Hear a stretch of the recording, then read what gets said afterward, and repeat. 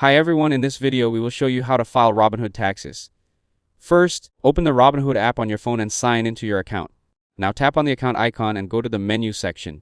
Here look for tax documents or statements and tax documents. Robinhood will email you when your tax documents are ready, usually by mid-February. Open your consolidated Form 1099 PDF and review the information carefully. This document may include tax forms from Robinhood Securities, Robinhood Crypto, Robinhood Derivatives, and Robinhood Money, depending on the accounts you used.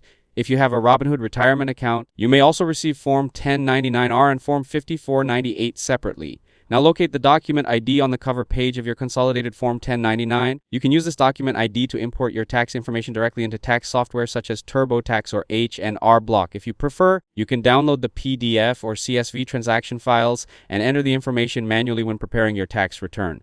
Review your investment income, dividends, interest, and any gains or losses shown on the forms. Then complete your tax return using your preferred tax filing service or tax professional.